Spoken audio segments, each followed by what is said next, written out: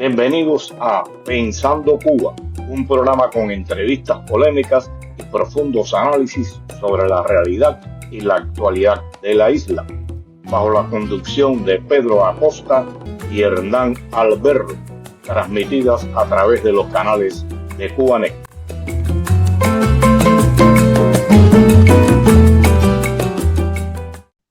Tengan todos muy buenos días y bienvenidos a esta nueva emisión de Pensando Cuba. Me acompaña, como siempre, desde Madrid, mi amigo y colega Hernán Alberro. Y acá desde Miami les habla Pedro Acosta. ¿Cómo estás, Hernán? Muy bien, Pedro, ¿cómo estás tú? Bien, bien. Hernán, este va a ser el quinto programa que hacemos este año sobre la violación de los derechos humanos y los derechos sociales, valga la redundancia, en Cuba. Eh, Hoy vamos a hablar de la vigilancia sobre los medios digitales, de la represión y de el Código Penal que ampara las sanciones que se han venido imponiendo a los cubanos que se atreven a publicar y a criticar en las redes a la dictadura cubana. Y para ello contamos con la presencia de María Virginia Marín, directora de Provo. ¿Cómo estás, María Virginia? Muy bien, muchas gracias por este espacio. Gracias de estar acá. Gracias a ustedes. Y también con Maylin Fernández, que atiende los asuntos legales de Diario de Cuba. ¿Cómo estás, Maylin? Muy bien, muchísimas gracias. Igualmente agradecida del espacio.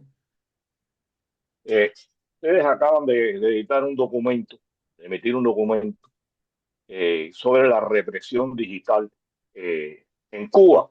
Y de esta investigación resultaron tres hallazgos claves. Pero antes, y disculpen que vaya un poco atrás, desearía que María Virginia nos explicara para nuestro público qué es Provo, qué hace y a qué se Fantástico, dedica. seguro, con mucho gusto. Bueno, nosotros somos una organización sin fines de lucro que estudia, analiza, documenta y denuncia también las violaciones a los derechos humanos en Internet cometidas por principalmente regímenes autoritarios, como es el caso de Venezuela, Cuba, Nicaragua, en la región. Pero estos desórdenes, digamos, informativos, la manipulación en redes sociales, cada vez, digamos, es algo más común y no solo, digamos, una práctica habitual en los regímenes autoritarios, sino que estas prácticas se van extendiendo por la región. Entonces, un poco de lo que hacemos es justamente ese estudio más a nivel regional de la manipulación informativa en Internet. Ok, bueno, vamos a enrumbar otra vez. Decía que en esta investigación ustedes tuvieron tres hallazgos claves, que es un sofisticado sistema de vigilancia en línea para identificar críticas, leyes represivas que permiten sancionar y reprimir bajo la excusa de proteger el socialismo. Y ahí me salta una duda. ¿Es Cuba socialista? Yo creo que ni ellos mismos saben definir lo que es. Y como tercero, la propaganda digital coordinada desde instituciones y medios del Estado para negar la realidad. Es un informe enjundioso el que ustedes han elaborado y que pone en tela de juicio o de vela la represión que mantiene el régimen cubano también a través de las redes. ¿Pudiera decirnos, esto va con cualquiera de las dos, cómo elaboraron este informe, en qué se basaron para después ir entrando en algunos de los números, de los datos que ustedes aquí brindan? Sí, yo podría iniciar contando un poco la motivación detrás del estudio y luego le doy el paso a Maylin. Como comentaba, nosotros, además, yo soy venezolana, la mayoría de las personas en mi organización somos latinoamericanos y tenemos incluso cubanos colaboradores dentro del equipo, y una de las cosas que vimos es que las comunicaciones de estos regímenes se alimentan entre ellas, y nosotros comenzamos estudiando Venezuela, pero luego vimos esas prácticas comunes de amplificación de la información en redes sociales para contaminar todo lo que directamente no pueden controlar, y allí entonces ampliamos nuestros estudios a otros países. Y una de las cosas que a mí me llamaba mucho la atención sobre cómo opera el sistema de represión en Cuba, es que parece que no fuera muy avanzado, pero sí lo es. Y está menos documentado que él, por ejemplo, el venezolano, justamente porque es mucho más cerrado e incluso tiene mucho más tiempo. Y las limitaciones de la crisis económica hacen en gente que quizás no tenga suficiente información creer que es que en Cuba no hay, como efectivamente hay, un sistema tan avanzado y sofisticado de represión en línea, y al mismo tiempo que hay gente, yo creo que ahí se le mezcla unos por interés, unos por ignorancia y otros, no sé, completo desconocimiento e incluso mala intención, pero la gente que dice que no hay protestas en Cuba. Y eso también es completamente falso. Porque imagínate, no dejan de haber protestas en Cuba. El tema es que la documentación es muy compleja. Entonces, este estudio lo hicimos justamente a ambas manos, con ambos equipos involucrados, buscando fortalecer justamente el ecosistema informativo independiente, que también ha sido muy afectado justamente por la persecución, la censura, la cooperación autoritaria que hace también estas prácticas tan avanzadas en contra de una sociedad civil independiente que al mismo tiempo también está muy desprotegida. Maylin, no sé si quieres Y, completar algo. Sí, a ver, lo que decía Mariví, el control de la información y eso el gobierno cubano lo tiene súper bien, digamos, establecido. Es una de las armas más poderosas que tiene cualquier autoritarismo y mucho más lo moderno. Quien controla el discurso, controla la percepción y eso es poder. Y en eso el gobierno cubano tiene, digamos, un doctorado y mecanismos bien establecidos para lograr que a través de la represión se controle toda la información. Y la escalada que ha tenido la represión sociales y en el uso del espacio digital en Cuba ha sido alarmante. La ciudadanía cubana, como decía efectivamente Mariví, está totalmente desprotegida en algo tan importante como la violación de derechos humanos como es la libertad en los espacios digitales. antes de que Hernán intervenga, Cuba en América Latina ha tomado el mando en los sistemas represivos, en la introducción de espías o de agentes en los grupos opositores. En este caso, en la vigilancia electrónica, Cuba ha trazado una estrategia o es otro el país que lleva adelante cómo enfrentar a los opositores, a los críticos del sistema. Si tienen algo que hablar sobre esto, si es Cuba o Cuba ha bebido otra fuente. Bueno, yo creo que la verdad es que llevan tanto tiempo colaborando entre ellos que es difícil identificar cuál tuvo la peor idea primero.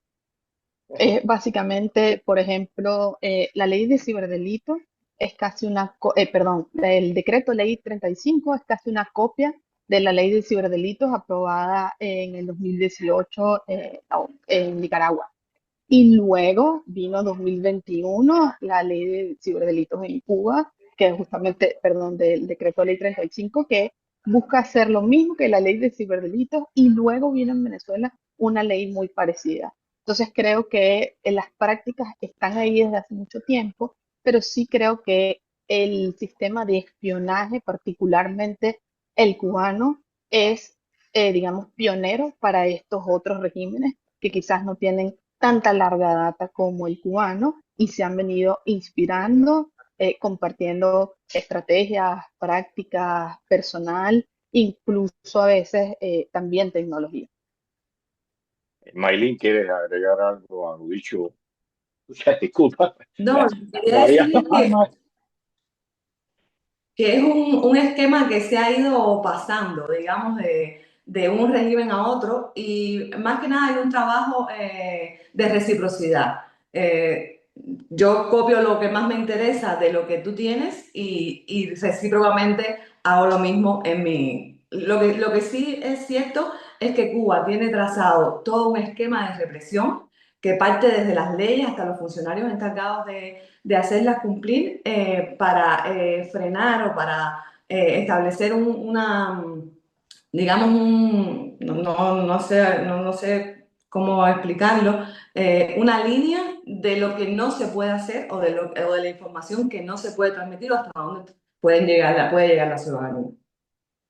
Hernán, Gracias, Pedro. Pensaba quizás, quizás ir un pasito atrás y preguntarles más bien cuáles fueron los hallazgos, qué fue lo que quizás no esperaban encontrar y encontraron, o que sale de la norma dentro de lo que es el control en espacios digitales en la región. Y si quieren conectarlo también con un punto que es que está vinculado, que es si es todo igual, o sea, si, bueno, tú, Mariví, con Provox, llevas varios años estudiando la censura en Venezuela y uno ve muchos, como decía Pedro, muchos paralelismos, muchos aprendizajes cruzados, como mencionaban ustedes. Si hay alguna cosa que tú puedas decir, bueno, esto no lo observamos en Venezuela, o esto lo observamos en Venezuela, pero no en Cuba. Sí, te agradezco mucho la pregunta, Hernán, y efectivamente mucho de la motivación detrás del estudio partía de entender por qué no había un número o por lo menos números similares de el total de presos políticos en Cuba por expresarse en Internet. Y justamente eso es parte del diseño institucional, que no exista un más o menos un acuerdo de cuál es el monto o cuál es el número definitivo de presos políticos en el país y más de quienes se expresaron en Internet, porque el sistema es muy complejo. No es como el caso venezolano, que básicamente le gusta mostrar a sus presos, que básicamente se burla de la gente y de la comunidad internacional al mostrarlo.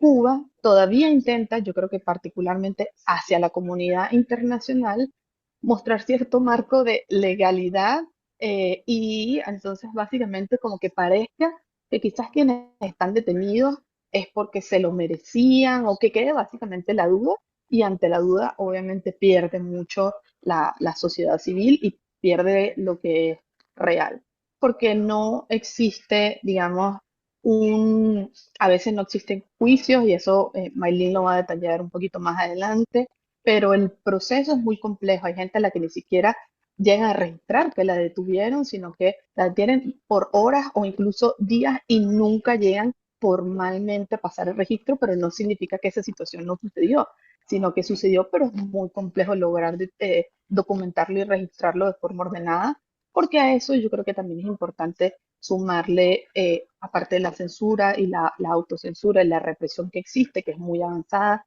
la vigilancia, el seguimiento y el monitoreo que hay digitalmente, la intimidación, la coerción, se le suma la crisis social y económica que hay en el país. Entonces, en un país donde 10 horas del día está sin electricidad, imagínate lo complejo que es intentar documentar los derechos humanos en Internet cuando la mitad de tu día ni siquiera tienes acceso al recurso primario para tú denunciar hacia la comunidad internacional lo que está sucediendo para poder también combatir esa narrativa como muy propagandística, justo de lo que comentaba antes, y es que pareciera que en Cuba no hay tantos presos políticos, que no hay presos políticos nuevos, que siempre hay, y además a eso se le suman las multas que les ponen a a las personas que superan más de un salario mínimo en un país en crisis absoluta y las detenciones que nunca quedan registradas porque el sistema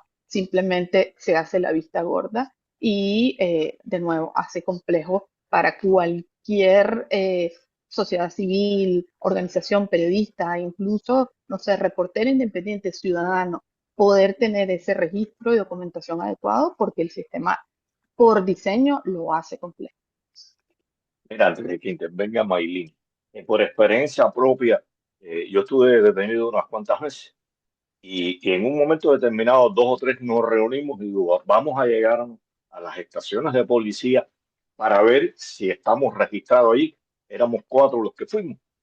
En ninguna de las estaciones nos aburrimos, fuimos cuatro o cinco, aparecía un registro de que nosotros hubiéramos estado allí 8 horas, 24, 36, 2 días, 3 días, y con Cuba siempre ha sido taimada. Por eso Raúl se atrevió cuando a la visita de Obama a un periodista a decirle, preséntame la lista de presos políticos, porque todos sabemos que enmascaran bajo falsos delitos o delitos que ellos han instrumentado, y realmente usted va y dice, no, el hombre está sancionado por desacato, por violación. No, no, no hay un registro como tal y han sido inteligentes. Por eso es que, por desgracia, muchos países, sobre todo en Europa, apoyan a la dictadura cubana porque desconocen la esencia del sistema.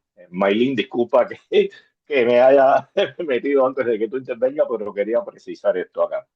No, lo que quería decir es que en Cuba desde hace muchísimo tiempo ha funcionado muy bien la intimidación antes de tener que llegar precisamente a un listado o a una condena o donde una persona pueda enseñar realmente un papel donde diga he sido condenado por esto.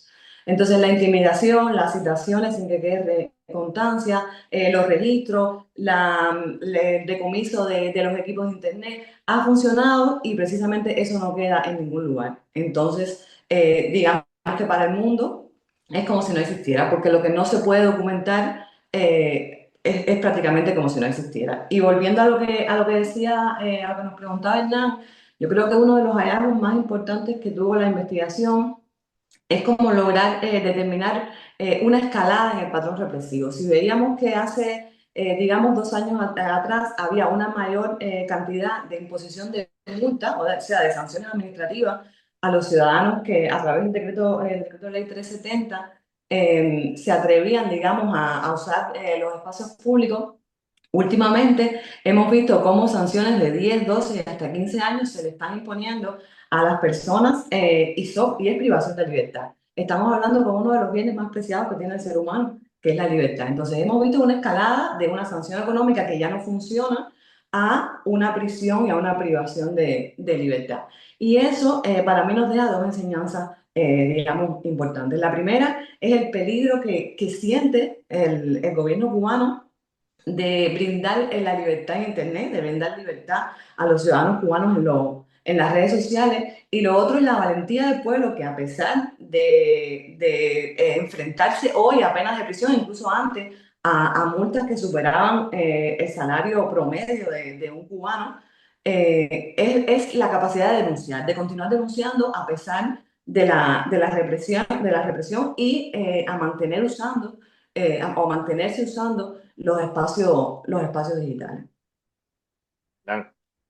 No, pensaba precisamente en lo que mencionaba Maylin, ¿no? La importancia que ha quedado probada, no solo en el caso de Cuba, pero bueno, en el caso de Cuba no podría decir, la verdad que las protestas del 11 de julio del 2021, eh, más allá de que hubo un corte de Internet en un momento que impidió una mejor comunicación de adentro hacia afuera e incluso entre las personas, se transformó como herramienta eh, de movilización social en una pieza clave, ¿no? Y los cubanos, bueno, la usan como lo hace todo el mundo con gran naturalidad.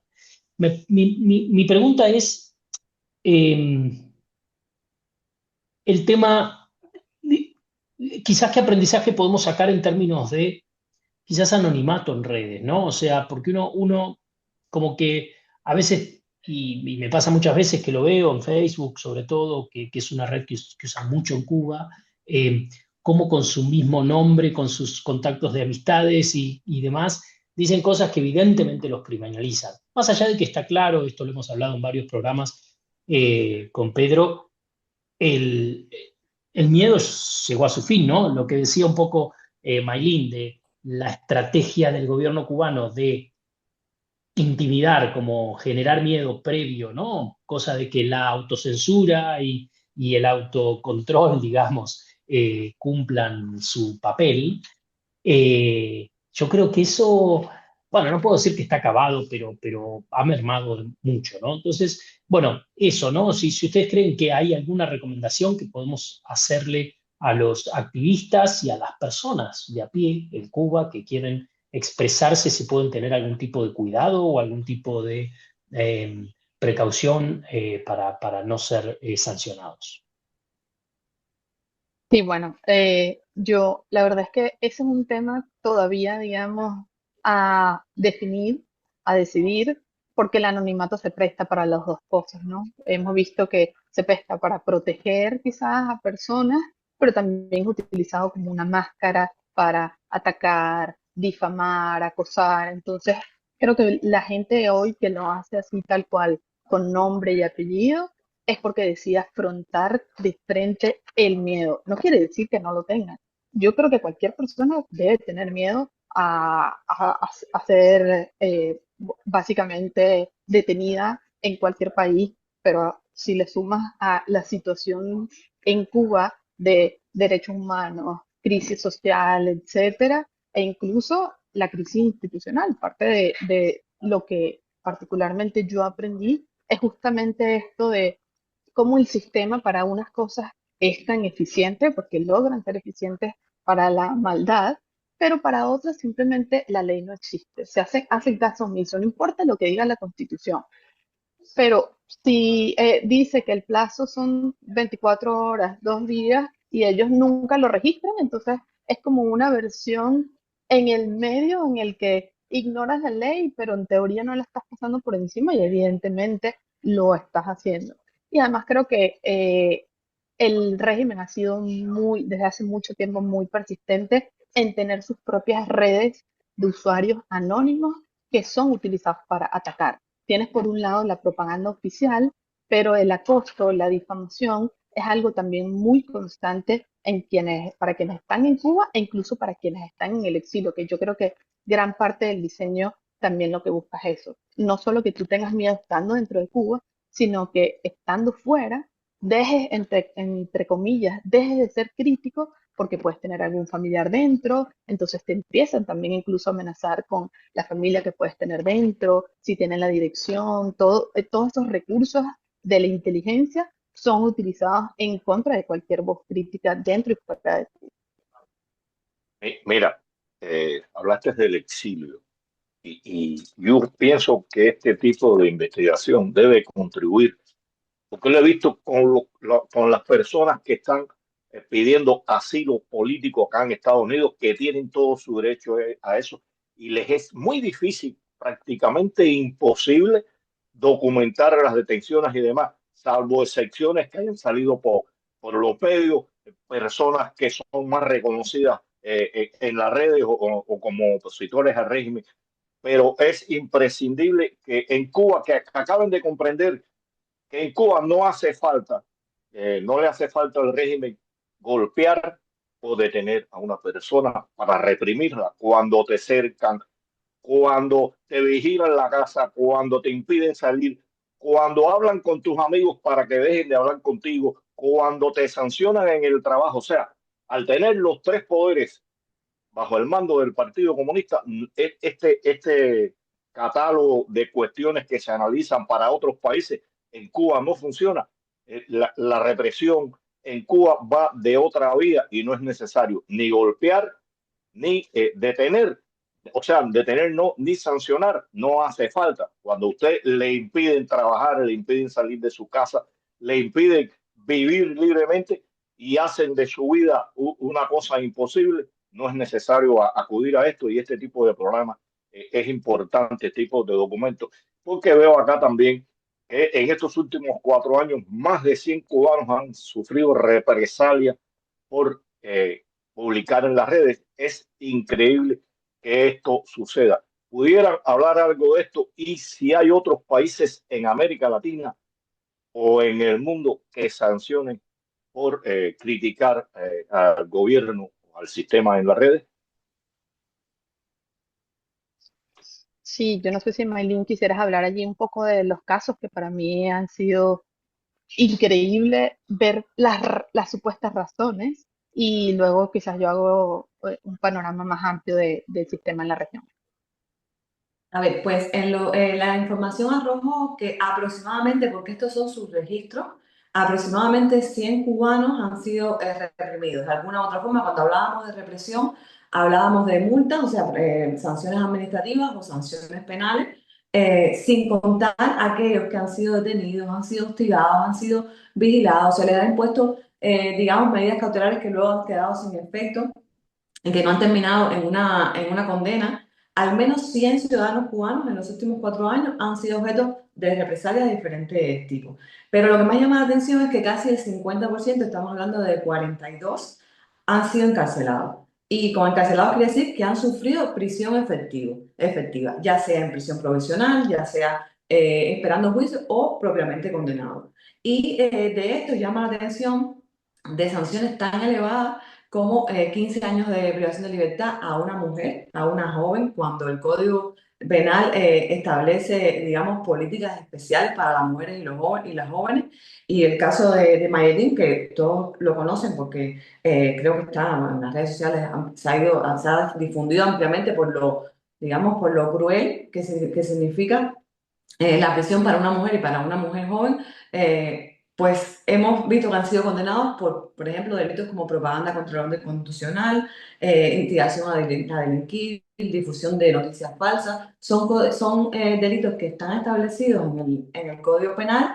Digamos, esos últimos son los únicos 3 delitos que propiamente hacen algún tipo de alusión directa a las redes sociales, pero sabemos que el gobierno cubano ha utilizado infinidad de delitos con diferentes tipicidades delictivas, o sea, no propiamente el texto del delito habla del uso de las redes sociales, pero al haberse cometido en espacios digitales, pues igual son sancionables. Entonces, tenemos que casi el 50% de las personas que logramos identificar como han sido reprimidos en algún momento de esta represión han sufrido prisión. Era antes de precisar algo, antes de que Hernán intervenga, y es una forma de represión, y lo vivimos Hernán y yo cuando yo estaba en Cuba, en múltiples ocasiones haciendo nuestros programas, sufríamos cortes en las redes, cortes en la telefonía de un día, 2 días, 3 días. O sea, esa es otra forma de impedir que las personas se manifiesten. Por eso, vuelvo y repito, no es necesario acudir a un grupo de acciones que existen en otros países. Creo que fue más de 3, 4 programas, Hernán, los que tuviste que quedarte solo porque me cortaron la comunicación. Bueno, te dejo ahí la palabra, Hernán. Disculpa que No, sabes que soy un poco hablador. no, quería darle la oportunidad a Mariví que iba a ampliar sobre tu pregunta anterior, pero le agrego un elemento más para aprovechar el tiempo, que es el rol de las plataformas. No sé, a ver, yo he escuchado mucho el tema de me bloquearon porque no sé qué. Entonces, ¿cómo juega el régimen cubano con denuncias o, digamos, el uso de las reglas de las plataformas para censurar? Sí, buenísimo. Efectivamente hay como un sistema en las similitudes regionales que también pudimos identificar que comprende varios elementos. Uno es el que ya mencionaba de los marcos legales represivos. Al igual que en Cuba, Venezuela y Nicaragua han promulgado leyes que restringen la actividad en Internet, la libertad de expresión. En Venezuela es la ley contra el odio, en el caso de Nicaragua es la ley de ciberdelitos. También existe lo que ya mencionábamos de la vigilancia y el espionaje estatal. Lo que comentaba justo Pedro en este momento de los bloqueos del Internet y la censura selectiva, porque no es como fue y mencionaba Hernán en julio del 2021, que suspendieron el Internet por varios días en toda la isla, sino que es avanzado al punto tal que pueden hacer censura selectiva de ciertas plataformas en ciertas zonas que estén protestando para desconectarlos del resto y que justamente también a través de la tecnología puedas desarticular la organización social, que parte de lo que mucho ha hecho la gente es justamente eso, ¿no? Organizarse a través de las redes sociales y creo que ellos han venido entendiendo cada vez más de eso. Y creo que es muy importante el elemento de la maquinaria de propaganda y desinformación, porque por un lado distribuyen esta propaganda de manera masiva en redes sociales sobre lo maravilloso de Cuba, lo bien que está Cuba, y eso oculta la realidad. Y a eso, cuando se le suma todos los elementos de censura más La desinformación targeteada, que es como sobre ciertos elementos, manipulan, amplifican con sus aliados internacionales ciertas narrativas, pues hace mucho más complejo entender lo que sucede en Cuba. Y el acoso y la represión, que también de nuevo es algo constante y, digamos, al mismo tiempo avanzado, se convierte en este otro elemento que justamente busca que no haya ningún actor de la sociedad civil o político o lo que sea crítico en los medios tradicionales desde hace años, pero también Internet, que se han convertido como esta fuente y ese espacio para la construcción de la opinión pública, creo que justamente es muy avanzado. Y sobre la última pregunta de lo que comentaba Hernán de las plataformas, es al mismo tiempo que la sociedad civil se ha venido debilitando, las plataformas que no entienden estos contextos y no ponen ni un poquito de interés en entenderlos, cada vez se vuelven más cerrados, más restrictivos respecto a cómo nosotros, investigadores, periodistas independientes, académicos, etcétera, estudiamos la información que está allí para exponer prácticas autoritarias, violaciones a los derechos humanos, etcétera. En caso de Twitter, una vez que Elon Musk compró la plataforma, cerró el acceso a sus datos, a lo que era como la biblioteca de datos de Twitter, ahora X. En el caso de Facebook, que es la plataforma que más utilizan los cubanos, es muy parecido. El último año, Zuckerberg decidió también cerrar el acceso a la información. Y no hacen mucho o hacen muy poco o nada sobre estas grandes estructuras de propaganda de los estados y de los estados autoritarios, porque también les genera ingresos. Estas son unas plataformas que su motivación no son los derechos humanos, sino la ganancia económica.